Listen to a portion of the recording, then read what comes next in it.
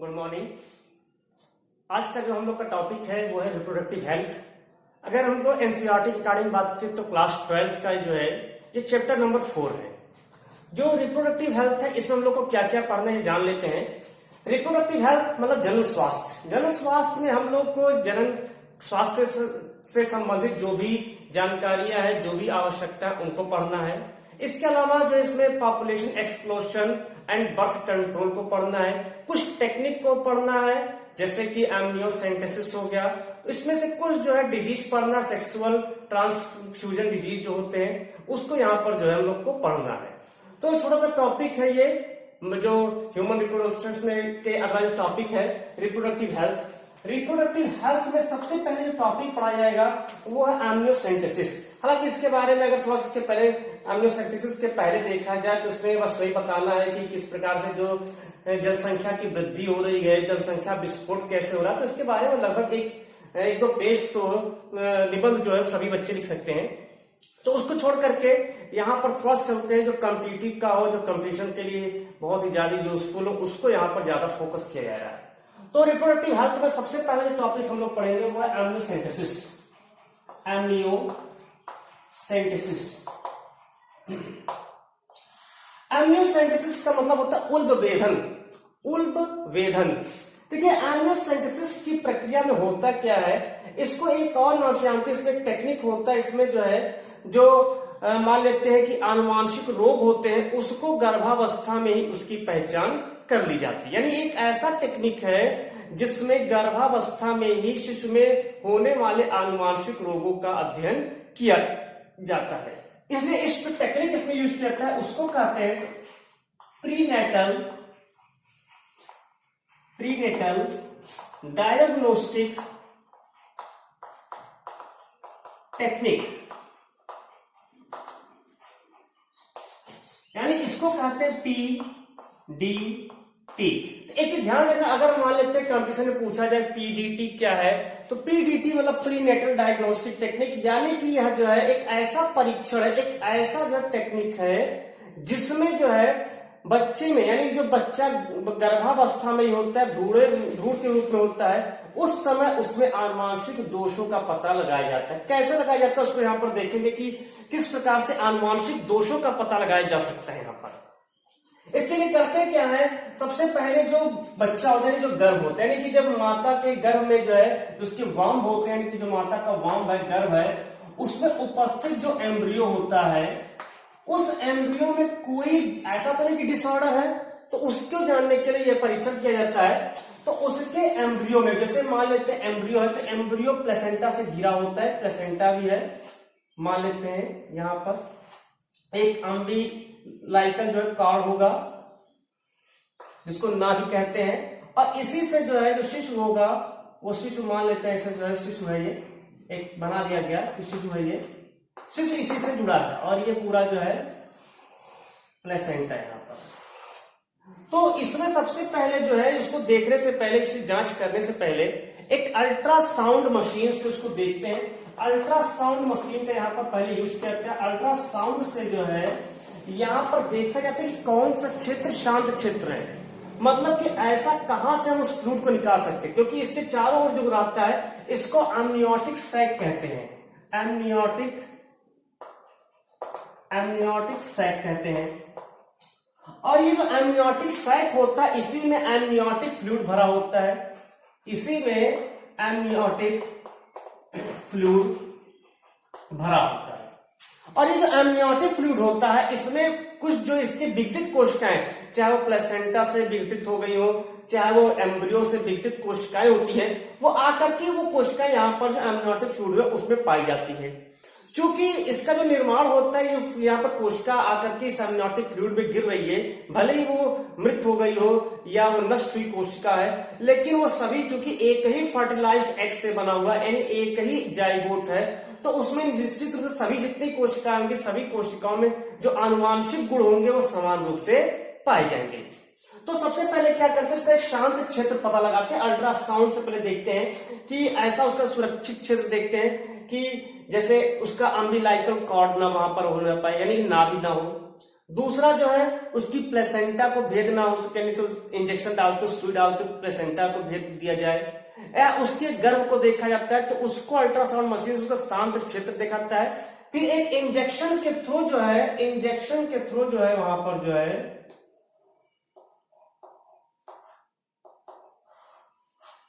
इस इंजेक्शन के थ्रू वहां से जो है कुछ एमनियोटिक फ्लूइड ले लिया जाता है।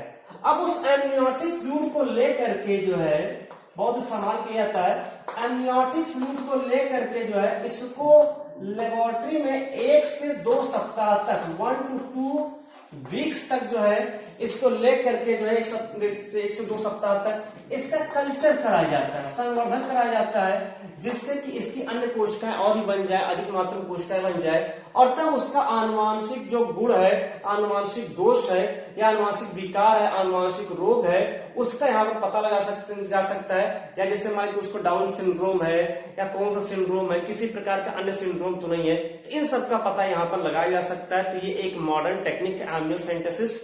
एमनियोसेंटेसिस में हम लोग जो है जिसको प्रीनेटल डायग्नोस्टिक टेक्निक भी कहते हैं, इसमें जो है जब बच्चा अपने गर्भावस्था में होता है, अपने भ्रूणावस्था में पाया जाता है, उसी समय उसके एमनियोटिक फ्लूइड में से उसके फ्लूइड को कुछ एकत्र करके उसका कल्चर किया जाता है, और उसके बाद उसका जो है संवर्धन करके आनुवांशिक गुण दोष का पता लगाया जाता है। तो ये है इसका एक छोटा सा टॉपिक, बड़ा इंपॉर्टेंट टॉपिक है एमनियोसेंटेसिस। कंपटीशन की दृष्टि से ये शब्द बड़ा इंपॉर्टेंट है, याद रखना आवश्यक होता है कि इसमें ये टेक्निक जो है प्रीनेटल डायग्नोस्टिक टेक्निक, ये क्वेश्चन याद रहे कि ये कहां पर होता है, एमनियोसेंटेसिस टाइप में होता है। ठीक, अब आते अगले टॉपिक पर चलते हैं। अगला जिसका टॉपिक है पॉपुलेशन एक्सप्लोशन, पॉपुलेशन एक्सप्लोसिव, ये एक्सप्लोशन ले सकते हैं,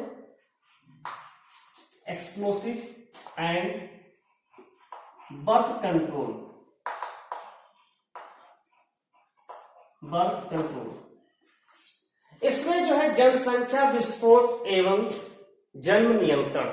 अब देखिए यहां पर जनसंख्या विस्फोट के बारे में अगर लिखना तो बहुत सारे, अब जनसंख्या विस्फोट होता क्या है, उसमें कैसे कैसे जो है लगातार आबादी बढ़ती जा रही है, तो उसमें शिक्षा का अभाव या फिर जो है कुछ धार्मिक मान्यता, तो इस तरह से जो है लगातार जो है हमारी जनसंख्या जो बढ़ती जा रही है। और इसके अलावा जो है बहुत सारे जो आधुनिक कंट्रोल करने के लिए जो आधुनिक जो परिवार नियोजन की टेक्निक है उसको न उपयोग करना, तो इस तरह से बहुत सारे जो है ऐसे हो जाते हैं कि बहुत सारी जनसंख्या बढ़ जाती है। तो जनसंख्या विस्फोट के बारे में लिख सकते हैं। थोड़ा सा यहाँ पर हम लोग समझेंगे बर्थ कंट्रोल को, कि बर्थ कंट्रोल क्या कह सकता है, कि कौन कौन से टेक्निक यूज करके जो जनसंख्या विस्फोट हो रहा है उसको रोक सकते हैं। ऐसा नहीं कि घर में 4, 5, 6, 7, 8 लगातार दर्जन भर जो संख्या बढ़ाते जाइए, ठीक है। तो कुछ 1 या 2, अधिकतम मान 2 नहीं तो 1 ही संतान जो है वो पर्याप्त होती है। तो उसको थोड़ा ध्यान में रख करके जनसंख्या बढ़ाना चाहिए। ऐसा नहीं कि 10, 12, 1 दर्जन बच्चे लगातार हो ही जा रहे हैं। कोई परिवार नियोजन की कोई टेक्निक हम यूज नहीं करेंगे, कुछ भी नहीं करेंगे, ना प्रोटेक्शन, और लगातार जनसंख्या बढ़ रही है, तो उस जनसंख्या को कंट्रोल यहाँ पर करना है। तो उसी बात कंट्रोल कैसे कैसे कंट्रोल करेंगे उसको यहाँ पर समझेंगे। सबसे पहली टेक्निक, अगर बर्थ कंट्रोल करना है तो बहुत ही आसान है, वहां पर जो है नेचुरल मेथड के थ्रू जो है बर्थ कंट्रोल किया जा सकता है। नेचुरल मेथड में होता है क्या, उसको जान ले। देखिए जैसे जो फीमेल होती है, फीमेल में जो मेंस्ट्रुअल साइकिल आता है, जो फीमेल में मेंस्ट्रुअल साइकिल होता है, मेंस्ट्रुअल साइकिल किसमें होता है, फीमेल में होता है, ठीक है। अप्रॉक्स 28 डेज का मान लेते हैं, सही होता है। तो फीमेल में मेंस्ट्रुअल साइकिल जो आता है, उस मेंस्ट्रुअल साइकिल में अगर सामान्य रूप से अगर मान लेते हैं कि वहां पर जो है परिवार नियोजन करना है, परिवार नहीं आगे बढ़ाना है, तो उसके लिए रहता है। तो मेंस्ट्रुअल साइकिल में यहाँ पर जो 10वें से लेकर के 17वें दिन तक, यानी जिस दिन मेंस्ट्रुअल साइकिल स्टार्ट हुआ है उसके 10वें दिन से लेकर 17वें दिन तक जो है उस समय जो है कॉपुलेशन की प्रक्रिया संभव नहीं किया जाता। तो इससे क्या होता है कि क्योंकि जो ऐसा माना जाता है कि 14वें दिन ही जो है ओव्यूलेशन की प्रक्रिया होती है। तो ओव्यूलेशन की प्रक्रिया 14वें दिन होती है। तो चूंकि हमारा स्पर्म में कुछ घंटे तक जीवित रह सकता है, लगभग 48 घंटे से ऊपर जीवित रह सकता है, फीमेल में जो ओवम होता है वो भी लगभग 24 घंटे तक जीवित रह सकता है। तो इसीलिए यहाँ पर माना गया कि 10 से 17 दिन तक यदि जो है अपने आप को कंट्रोल कर ले तो वहां पर जो जनसंख्या विस्फोट हो रही है, बर्थ कंट्रोल, उसको भी बर्थ कंट्रोल कर सकते हैं। तो पहली टेक्निक ये होता है कि इसमें जो है मेंस्ट्रुअल साइकिल जब आता है उसमें फीमेल को जो है 10वें से 17वें दिन तक वहां पर जो है पॉपुलेशन नहीं करनी चाहिए। दूसरी टेक्निक इसमें कर सकते हैं नेचुरल मेथड में कि जिस समय सेक्स किया जा रहा हो उस समय जो है जो जैसे मान लेते हैं कि जब सीमेन का स्खलन होना शुरू होने वाला है, बस उसी समय उसको बाहर निकाल लें, उसको वजाइना से बाहर निकाल लें और उसको बाहर क्यों जाते, तो इससे भी जो सीमेन है वो सीमेन अंदर क्यों नहीं जाएगा, तो वहां पर भी फर्टिलाइजेशन की प्रक्रिया नहीं होती है। तो इस टेक्निक को भी यहाँ पर जो है यूज कर सकते हैं, ठीक है। इसके अलावा भी जो है अन्य प्रोटेक्शन भी यहाँ पर ले सकते हैं जो नेचुरली होता है। नेचुरली में एक होता है जब ऐसा माना जाता है कि जब माता जो है किसी बच्चे को जन्म देती है तो लगभग अमूमन 6 महीने तक जब वो उसका जो संतान होता है जो स्तनपान करता है तो उस समय भी जो है अगर 6 महीने तक किया जाए तो उस समय भी जो है फर्टिलाइजेशन की प्रक्रिया नहीं होने की संभावना होती है। तो ये 3 चीजें यहाँ पर जो है नेचुरल मेथड में आता है। तो ये होता है एक नेचुरल मेथड। अब आते हैं कुछ बैरियर्स, ठीक है, आर्टिफिशियल बैरियर्स भी कर लेते हैं या क्यों बैरियर्स लिख लेते हैं। बैरियर्स मतलब प्रोटेक्शन। कुछ प्रोटेक्शन का भी यूज कर सकते हैं, जैसे प्रोटेक्शन में जो है कंडोम का यूज करना, कंडोम का यूज कर सकते हैं। इसमें मेल एंड फीमेल अलग अलग प्रकार के कंडोम जो है आते हैं, उसका यूज करके जो है बर्थ को कंट्रोल किया जा सकता है। तो ये यहाँ पर बैरियर के रूप में यूज कर सकते हैं। तीसरा होता है इंट्रा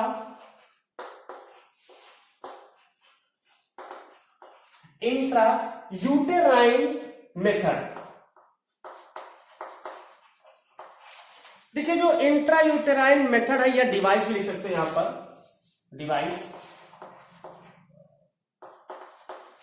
इंट्रा यूटेराइन जो डिवाइस होता है, इस इंट्रा यूटेराइन डिवाइस को इसको हम लोग कहते हैं आईयूडी। देखिए इंट्रा यूटेराइन डिवाइस जो होता है ये यूजुअली फीमेल में इसको फिट करता है, कहीं कहीं मेल में भी होता है, लेकिन फीमेल में ज्यादा इसका यूज होता है आईयूडी। ये एक ऐसी टेक्निक होती है जिसमें जो है कोई भी ऐसा, क्योंकि 2-3 प्रकार के होते हैं, कॉपर टी भी इसमें एक आता है, तो वहां पर जो है कोई एक ऐसा जो है सब्सटेंस लेकर के जो है या मान लेते हैं कि ऑपरेशन करके कि अंदर जो विजाइनल पार्ट होता है वहां पर जो है उसको फिट कर देते हैं, जिससे जो स्पर्म प्रवेश करता है तो स्पर्म को जो है उसकी सक्रियता को कम कर देता है। तो इसमें बहुत सारी टेक्निक होती है, जैसे मान लेते हैं सबसे पहले इसमें कई प्रकार के 3 प्रकार मान लेते हैं, जैसे एक नॉन मेडिकेटेड आईयूडी। तो नॉन मेडिकेटेड आईयूडी का भी उपयोग यहां पर किया सकता है, या यहां पर जो है दूसरा यूज है सबसे इंपॉर्टेंट होता है, सबसे मेन यही होता है कॉपर रिलीजिंग आईयूडी। देखिए इसी में सबसे मेन जो है जो ज्यादा प्रचार प्रसार है वो इसी का है। इसमें करते क्या है, एक आता है कॉपर टी जो होता है ये असल में तांबे का बना होता है, टी शेप का होता है, तांबे का बना टी शेप का होता है। इस कॉपर टी को वेजाइनल मार्ग जो होता है वहां पर जो वेजाइनल पथ है वहीं पर फिट कर देता है। ये करता क्या, इससे यह जो है लगातार कॉपर आयन को यहाँ पर जो है मुक्त करता है। वो कॉपर आयन क्या करता है, जैसे ही स्पर्म उस पर प्रवेश करता है उस स्पर्म को जो नष्ट कर देता है। इसके अलावा जो उसके वेजाइना के अंदर जो है कुछ फाइब्रोसाइट्स होते हैं उसको सक्रिय करता है, जिससे वो अधिक मात्रा में स्पर्म का भक्षण कर सके और स्पर्म की गतिशीलता को भी कम कर देता है कॉपर टी। इसीलिए सबसे सटीक माना गया कि कॉपर टी जो है लगवाना, जो कि कॉपर रिलीजिंग डिवाइस होता है। इसके अलावा जो है एक तीसरा होता है हार्मोनल रिलीजिंग आईयूडी। तो इसको भी यहां पर जो है यूज किया जा सकता है। तो इस तरह से जो है इसमें इंट्रा यूटेराइन डिवाइस में जो है सबसे मेन है कॉपर टी यहां पर होता है। अगला जो इसमें है कॉन्ट्रासेप्टिव पिल्स, ये फीमेल को दिया जाता है कॉन्ट्रासेप्टिव पिल्स। अब कॉन्ट्रासेप्टिव पिल्स में बहुत सारे आते हैं, जैसे कुछ ऐसे आते हैं कि जो कि डेली लेना पड़ता है, तो उसमें जैसे मालाडी होता है, मालाडी एक नाम नहीं बता रहे हैं, बहुत सारे आते हैं, अलग अलग कंपनियों के आते हैं, जो प्रारंभ में स्टार्ट हुआ उसी की केवल बात कर रहे हैं यहाँ पर हम लोग। जैसे हमारा डी है, तो इसमें क्या करते हैं कि जो मेंस्ट्रुअल साइकिल होता है, उस मेंस्ट्रुअल साइकिल में फर्स्ट डे से लेकर के 21 डेज तक जो है इसको यूज किया जाता है। पहले दिन से लेकर के 21वें दिन तक लगातार कहते हैं, महीने में जो है एक बार के पीरियड आने में इसको 21 डेज का ये कोर्स होता है, उसको और डेली जो है लिया जाता है, जिसके कारण ये करता क्या है, जो ओव्यूलेशन एंड इम्प्लांटेशन की प्रक्रिया उसको रोकने का काम करता है, यानी यहाँ अंडोत्सर्ग और रोपण दोनों के रोकने का कार्य करता है। तो ये डेली लेने वाला है। लेकिन एक सबसे इंपॉर्टेंट जो 2018 के नीट में पूछा जा चुका है क्वेश्चन, तो उसका वो एक है सहेली। सहेली सबसे पहले बनाई जाने वाली एक नॉन स्टेरॉइडल कॉन्ट्रासेप्टिव पिल्स होती है। एक नॉन स्टेरॉइडल कॉन्ट्रासेप्टिव पिल होती है, जिसका जो निर्माण है वो CDRI Lucknow, central drugs research institute Lucknow में इसको बनाया गया। और ये सहेली होती है, इस सहेली जो दवा है इसको जो है सप्ताह में एक बार, मतलब एक वीक में जो है 1 पिल्स यानी एक गोली यहाँ पर लेनी पड़ती है। एक सप्ताह, इसको साप्ताहिक जो है कहा जाता है, साप्ताहिक जो है प्रोटेक्टिव होता है, कॉन्ट्रासेप्टिव पिल्स होता है। तो सहेली ये इसका भी एक काम होता है, ओव्यूलेशन एंड जो उसमें इम्प्लांटेशन उसको रोकता है। तो ध्यान रहे, ये क्वेश्चन 2018 के नीट में आया था कि सहेली है, तो सहेली एक ऐसी जो है कॉन्ट्रासेप्टिव पिल है जो रोपण और ओव्यूलेशन यानी अंडोत्सर्ग की प्रक्रिया को रोकता है। और ये सहेली अब यहाँ पर जैसे वो तो क्वेश्चन आ गया है, तो ऐसा ही पूछ सकता है कि कहां पर बनाया गया, CDRI Lucknow, central drugs research institute Lucknow में इसको जो है बनाया गया। ये किस तरीके का, तो नॉन स्टेरॉइडल होता है, इसलिए यह जो है हानि रहित होता है। इसको लेने से जो भी महिलाएं इसको लेती हैं, उन महिलाओं में कोई भी प्रकार का विकार नहीं होता, क्योंकि ये नॉन स्टेरॉइडल होती है। ठीक है, ये 4। इसके अलावा हम लोग सर्जिकल टेक्निक भी कर सकते हैं। सर्जिकल मेथड है ऑपरेशन के थ्रू, तो सर्जिकल मेथड जो मेल एंड फीमेल दोनों में किया जा सकता है। जैसे मान लेते हैं एक होता है वैसेक्टोमी और एक होता है ट्यूबेक्टोमी। वैसेक्टोमी और एक होता है ट्यूबेक्टोमी। तो वैसेक्टोमी जो होता है ये मेल में जो है इसका यूज होता है, जबकि ट्यूबेक्टोमी जो होते हैं इसका जो यूज होता है वो फीमेल में होते हैं। फीमेल के जो उसके फैलोपियन ट्यूब्स होता है, उस फैलोपियन ट्यूब्स को पहले काट करके वहीं पर बांध देते हैं। तो इस तरह से वहां पर उसके जो आते हैं, वो अंदर जाने वाली फर्टिलाइजेशन की प्रक्रिया होती है वो वहां पर नहीं हो पाती। तो वहां वैसेक्टोमी मेल में किया जाता है, ट्यूबेक्टोमी जो होता है वो फीमेल में किया जाता है। तो ये इस तरह से जो कॉन्ट्रासेप्टिव्स है या जो भी यहाँ पर जो है पॉपुलेशन एक्सप्लोसिव हो रहा है उसको हम लोग जो है कंट्रोल कर सकते हैं। यानी जो पॉपुलेशन है उस पॉपुलेशन को कंट्रोल करके अपनी जो जनसंख्या बढ़ रही है उस जनसंख्या को भी कंट्रोल किया जा सकता है। ठीक, इसके आगे इस चैप्टर में और भी कुछ टॉपिक हैं, तो वो अगले पार्ट्स में हम लोग पढ़ेंगे। ठीक है, तब तक के लिए धन्यवाद।